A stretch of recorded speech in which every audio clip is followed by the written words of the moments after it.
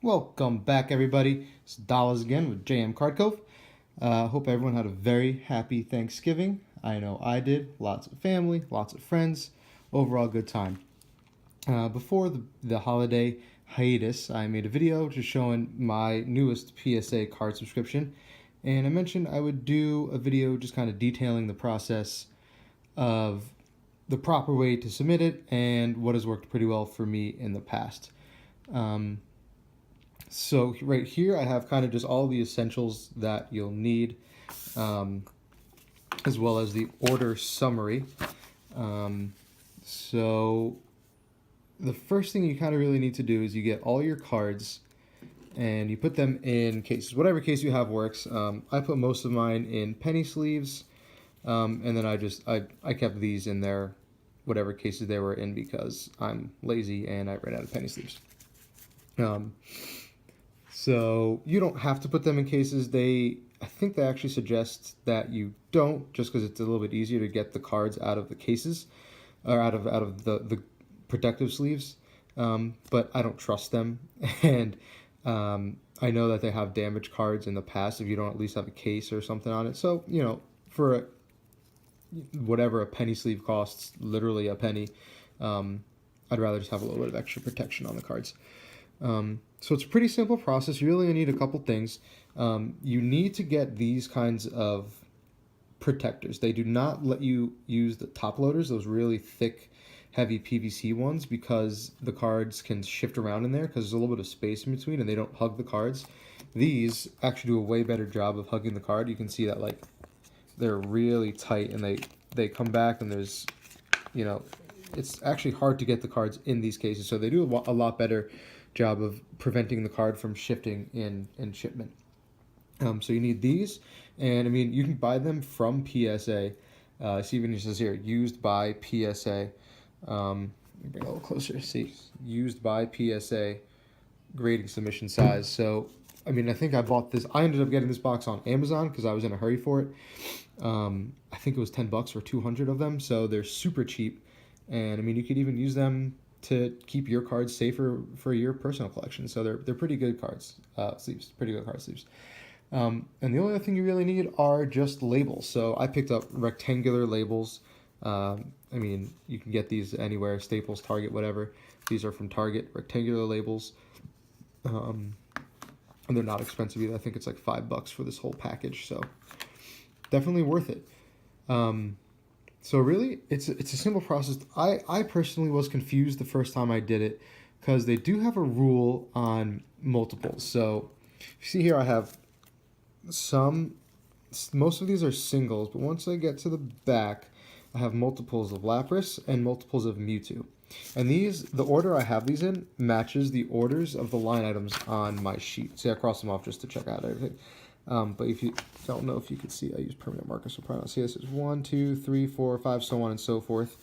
So you want to submit your package in this order, just to make it easier. I mean, in the case like this, when I only have 21 cards, it's probably not that big of a deal.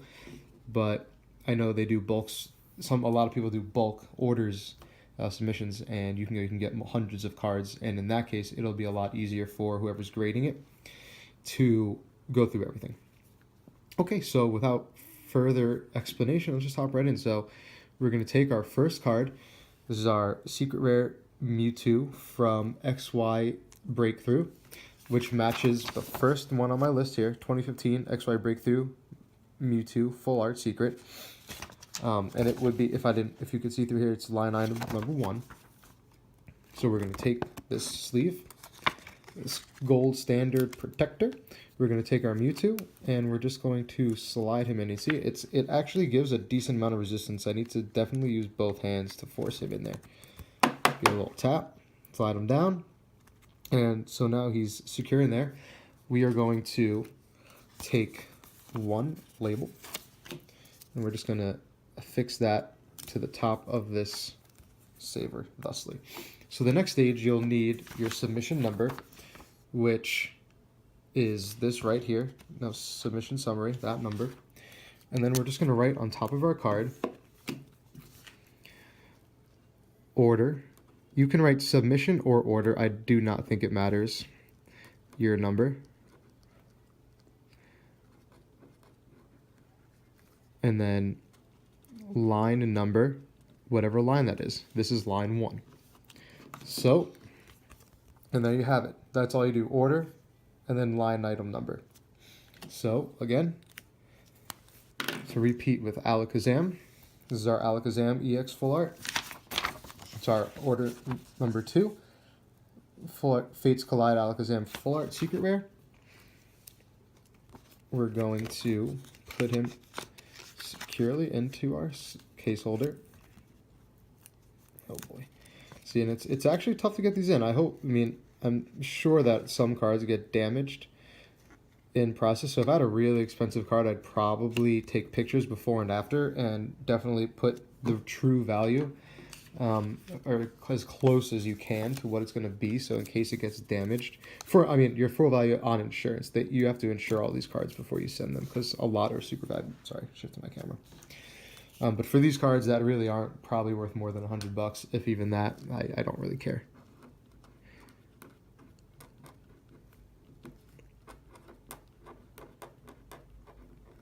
Okay, order, line number, and this is the only difference, 2. Right? There you go. So you have line number 1 and 2. Now the only different procedure is when you have doubles. So let's hop down to my Lapras. Where is she? Lapras. So right down here, you can see line item 17, quantity 2. 2003 EX Ruby and Sapphire Lapras. So let's sort through our pile and find the Laprases. There we go, 2 Lapras.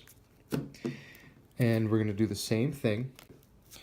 Line number 17/1. So what that tells PSA is that this is line 17 and there's multiple.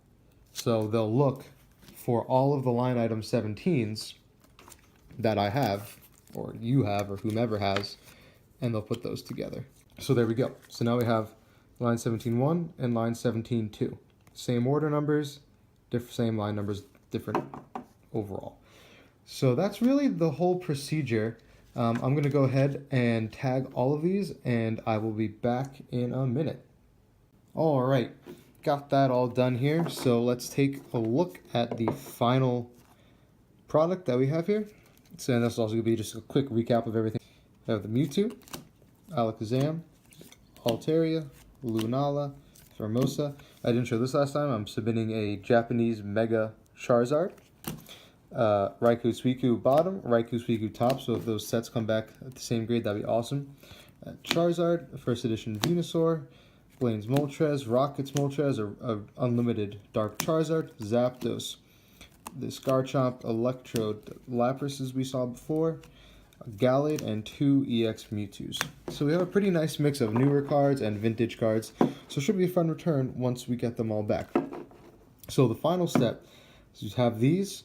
You need to have these other PSA forms. I'm not showing it because it shows all the price there. These other PSA submission forms, there's 3 of them. You need to submit all of these to PSA along with these cards. So that's the only other thing you need, and they send you an email with all of these once you sign up. And then you just get, they suggest a box. I use just one of these padded manila envelopes. You have to write your submission number, how long the turnaround is, and I always just write fragile. And then, you just have their address, and there's different address based on how you're getting it there. So you put all these in here, and that's pretty much it. So, unfortunately, this is a long turnaround, as you just saw, so I probably won't do a return video for these for a couple months here. But when that comes around, it'll be very exciting. I think we have some winners here. So, until then, I will see everybody in a couple days in another video, and thanks for watching. See you later.